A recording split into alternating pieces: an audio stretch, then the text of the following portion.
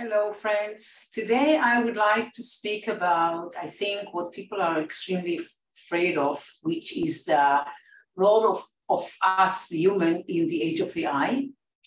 And this is one part. The other part is how I think AI is going to assist us in enhancing our abilities. So I'm not sure we will finish everything today, but let's jump in. So bear with me. Again, I have to share my slides. It's always a challenge for me, but it seems that we are okay and we can continue. So, as I said, I want us to speak about the human role in the age of AI. I know that you hear all around you many fears. People are totally, I would say, panicking over AI. I would say that there are so many horror stories, okay, about what AI can do to us. AI, robots all around us, and they're going to take our place, they're going to dominate us, they're going to manipulate us, they will take our place, they will take our working place, they will rule over us.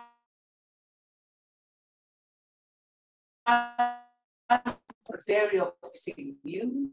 When you look at the 240 years of, I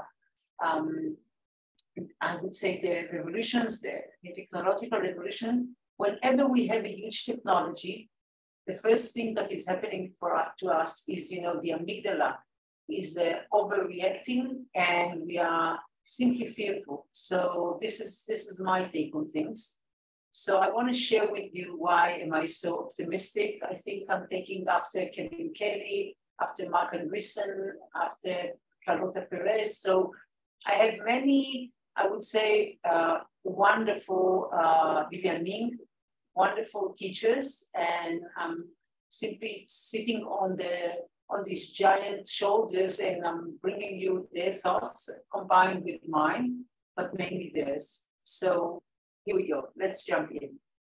So let's think about a new couple that right now, just got their first new baby, okay, first born boy or girl, I don't really see. Anyway, and they're simply asking themselves, how can they prepare their child to a world that they are not prepared for? I think this is the question, because I think for centuries, we were capable of preparing our children to what's going to happen with them, what kind of tools they need, what kind of capabilities, skills they need to have, because everything was so clear. And I think because we are in the threshold of the biggest technological revolution ever, so we have many more questions than we have answers.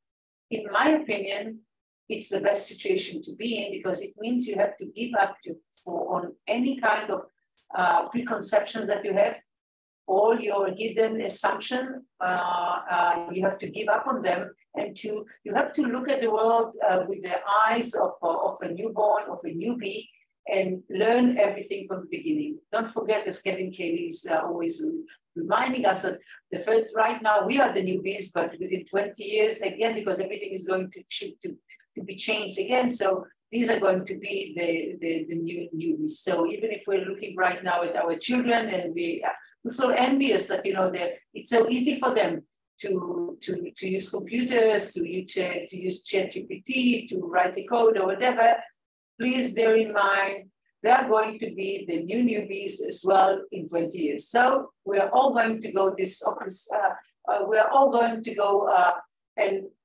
be a part of this cycle of being newbies, be educated, and then we are going to be too educated, meaning we are going to be educated, we are going to suffer from educated incapacity and going back and being a newbie and so forth. So this is the cycle for the coming century. This is my belief. So I think it's better to embrace the unknown and its implication, and the fact that we are really going to, I would say, we will have to work hard with them. Either we have to develop or perform with our capabilities of agility, our muscles of agility and flexibility. So this is the time this is the time to take upon us this, I would say, challenge or opportunity or devotion to I would say, more than anything else, I think flexibility, more than even agility. So let's talk a little bit about the basic assumptions when we are talking about AI. And AI, now I'm just, I'm just quoting now Temis Hassabis, which is the wonderful founder, co-founder of DeepMind, and he says, AI is the science of making machines smarter. That's it. And I want to emphasize the word smarter, because this is also something that Kevin Cayley is using, because we know that the terminology that we're using right now, which is intelligent, is quite frightening, because it seems like a new race, which is a new tribe, which is competing with us, the human race, against who is going to win over and be the more intelligent one. And I think once you're using a different word like smart, as you know, that Kevin Cayley suggested, and also Temis Hassabis is using, I think it gives a different perspective of what is AI and what does it mean for us, how can we use it, what kind of benefit we can earn by using it, and might be also what kind of threats we should take into consideration and create the right, I would say, framework that these threats won't be, in the end, going to won't be, a part of our life in the future. So, meaning there won't be something that we will have to really be scared of and then deal with in the future. So, first of all, AI thinks different than human. It's not better, it's not faster. It's simply different. Just to give you an idea. If someone you love, is getting sick, and the doctor gets you into the room and says, look at this, they take you to a room which is full with files, medical files, and it tells you, go ahead, read this million files. Once you see all the hidden connection, and you can see, and you can come up with any kind of assumptions or even conclusions. So definitely you're going to say this, a person which is so dear to you, then you're going to save his life. None of us can do that. Even if we bring more friends, we can't do it in such a short time that is given for, for the rescue of this our beloved one. So, but the AI can do it, and he can, we can only hold like 4 or 5 different parameters at once. I think AI can hold billions. He can see hidden connections that we don't see. He doesn't suffer from, I think it's 140, whatever, this is there, or 130 perhaps, and around the number of biases that us human, well, it has its own biases, but not ours. So I think the fact that we have right now, we're going to have, someone who's working with us and thinking totally different with us, I think it's very important, because we're, really dealing with the new challenges that we are going to face ahead, and also perhaps also taking advantage of the biggest opportunities that we are going to have in the future. I think we need different kinds of minds. So it means we are going to have different minds, different intelligence, and different thinking. So I don't know about you, but I think being with someone which is totally different with me in the same room for a while, I think I'm learning so much. So think about the fact that from now on, I can get into my room and I can all day be with someone who totally thinks different than me. I think it's brilliant. So another set of assumptions which I think are important. Well, it's not going to be an AI. I mean, I think this is a misleading, I would say, term this day. It's a linguistic error that we will have to correct, because there are going to be many AIs. We're talking about the tribe, and there are going to be some which are going to be, they will come in many forms, and some of them are going to be basic, some of them are going to be complex, some of them are going to be complicated, but all of them are going to be definitely a part of our lives. And think about it, think about the term electricity. When we started with electricity was a technology that didn't work that well. One of my teachers says that technology is something that you call something that doesn't work a technology. Once it starts working, you definitely have different nouns and verbs or whatever for that. So or description for that. So I think electricity, we don't think today, now I'm speaking with you, you don't think about the light in the room, you don't think about the fact that this computer is being, you know, is being operated on electricity or the air conditioning that is operating right now in this room because it's extremely hot here, and so forth.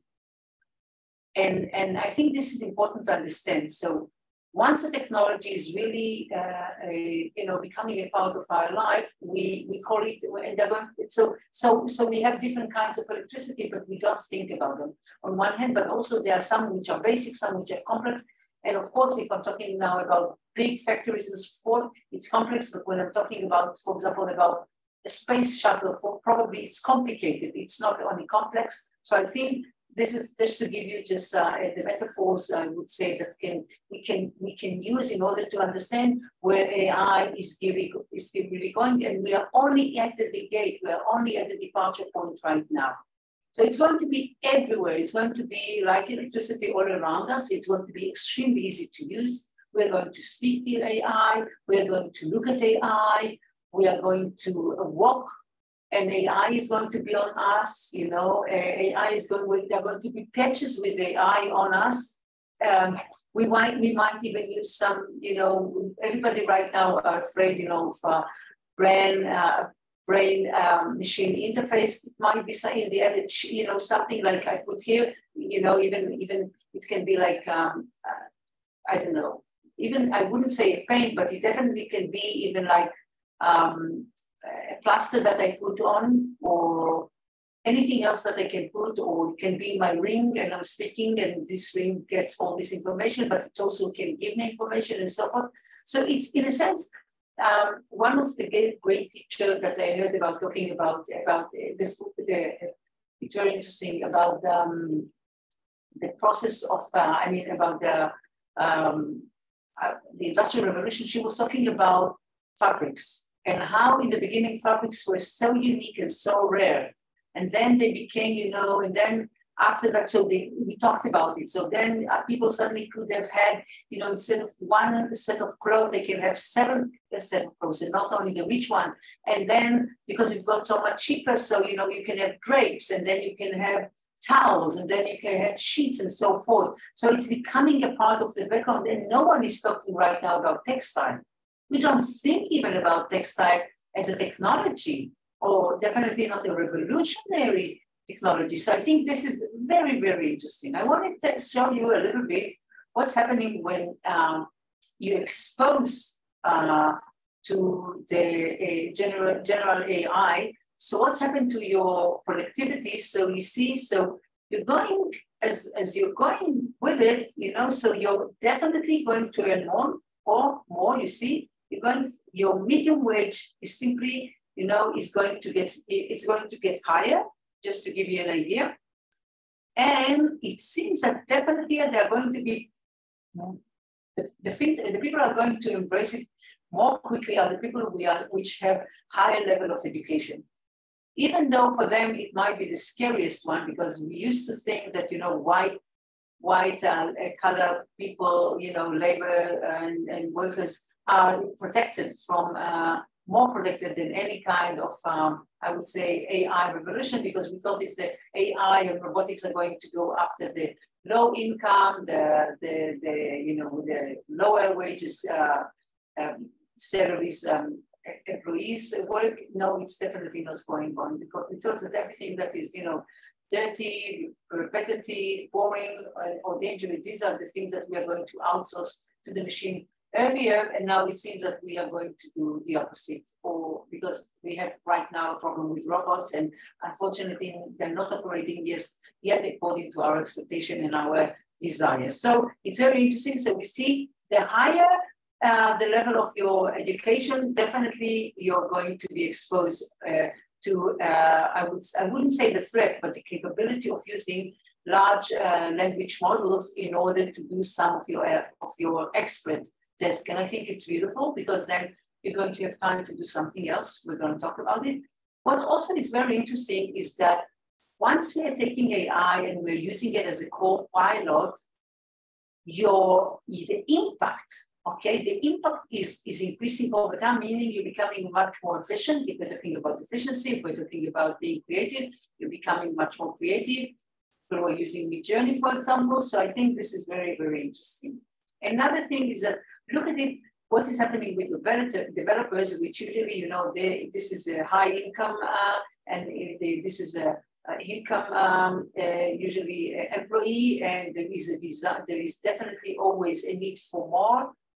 We don't have enough when we're talking about, you know, in terms of demand. We still always, there is always high demand for developers, and we don't have enough. So when we're talking about the coming decade or so, we're talking about 50 million more developers, because it's going to be so much easier, and the global economic benefit is going to be $1.5 trillion. And I think these are very modest and I would say conservative. Assumption. I think it's going to be much, much higher. And look what's happening to coders which are using, I mean, professional coders which are using AI as a co-pilot, meaning, you know, coding with it, or even just giving him instruction and just checking what the AI is doing. So it's 55% faster, more, nearly 50% more code is being written, and the people, the coders are, you know, expressing their gratitude, and they're saying that they feel much more, they report that they are much more fulfilled in the work that they are doing, because they are outsourcing, you know, what we said before, which is boring, repetitive, and so forth. So I think it's very, very interesting. And when we're talking about organizations that are using, so it's 20 times more efficient. Unbelievable. If you're using GitHub Copilot for Business, unbelievable. Okay, more implications. So I think, and here I'm quoting Kevin Kelly when he's saying that we will never, never, ever think again. And I don't know if you ever sat at 8 o'clock in the evening after your children went to bed at last, and you're sitting in front of your computer, your laptop, and you know that you must finish this presentation, and there isn't even one slide yet prepared. Wouldn't it be magic if you can call your co-pilot and says, listen, can you go over all the materials in this file? I'm going to take a shower and have a bath. And when I come back, can you prepare for me the best 10 assumptions or summary of the best, just a summary in 10 bullets of the most important information. And even if we can put out, you know, the data which is relevant and making these assumptions, and we'll do together. And remember, whatever takes us hours might take the AI minutes. So you can go and have a shower, you know, have a proper dinner, not only a bite, and then go back, and then within half an hour, you can finish your work, as we said. So we will never operate again. I mean, whatever it is, whether it's your machine, whether it's heavy machinery in the factory, whether it's, I don't know, in the farming, you know, working out in the farm, whether it's teaching someone how to prepare something or even to fix something, we will never be alone. And we're going, as I said, we're going to outsource so many tasks, so we'll have much more free time. And who of us don't need at least 2 or 3 more hours in the day to do the things we love? All of us, all of us. So this is in a sense, I would say it's a dreamy partner. He will never complain. He will never go on strike. He will never have a day off.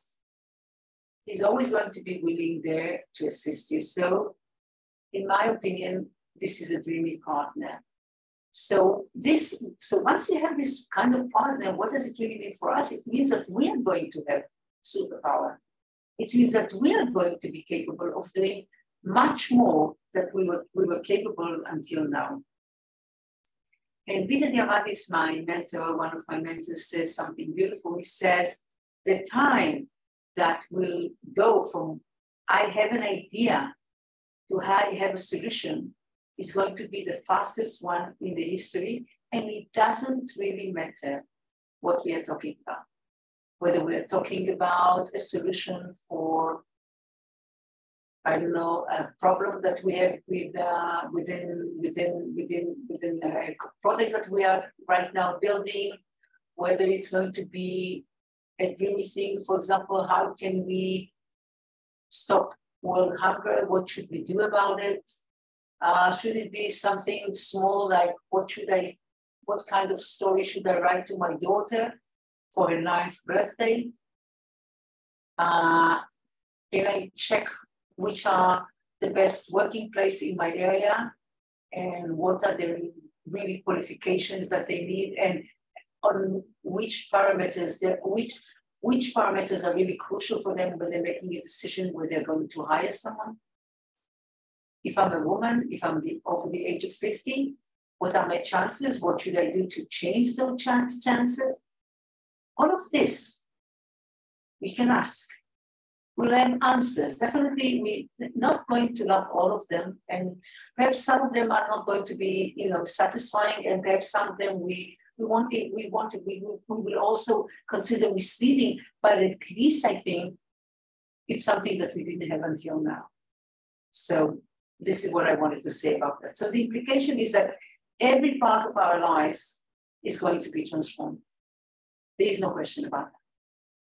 Whatever you're thinking, the way we eat, the way we sleep, the way we operate in our business world, the way we take care of our health, the way we take care of our children or of our elderly, the way that we are taking and creating future plans, financial future plans, the way we invest our money, the way we travel,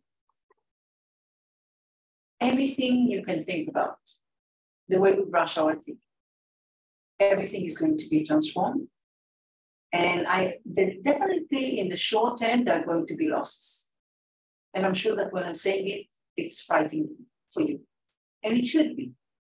Because it's very hard to give up on something that you're so used to, you're comfortable with. It gives you safety. And now what I'm really saying is that you will have to give all of it. You will have to give up on all of it. I'm sure it's definitely frightening. But I think if we go, a few steps further, I think in the long term, there are going to be huge potential wins and successes for us as human beings and for the society as a whole. So I think if we'll be brave enough and have enough imagination to look beyond, a little bit beyond, these bricks of fear that we are building, we extrapolate, our fear. So they're extrapolating and extrapolating, so we can't. So there is this, wall that we can't see, behind it. Just to give you an idea, when I'm thinking about autonomous cars, everybody are thinking about this, poor drivers and truck drivers that won't have an opportunity to gain, the salary and take their income and to take care of their family, to put food on the table and so forth. But who really wants to be a truck driver just today in the States? I think we are lacking like 50,000, if I'm not mistaken, correct me if I'm wrong, 50,000 different new drivers, because there aren't people who wants to be a truck driver. I think the age is usually around, the average age right now is about 55. And it's a horrible occupation, even though I think it's a 29th of 31, and it wasn't in the States, it wasn't affected by globalization. But think about it. Why would you like to get into a car, drive, day and night to a far place, and then, you have to hijack or take a train and to go home, because if you use your truck again, you're going to lose all the money on the petrol, and then you're coming home and you have to go again. And I don't know whether you're aware of it, but the amount of melanoma that we have among truck driver is the highest, and it's getting worse because they have this one hand which is always out.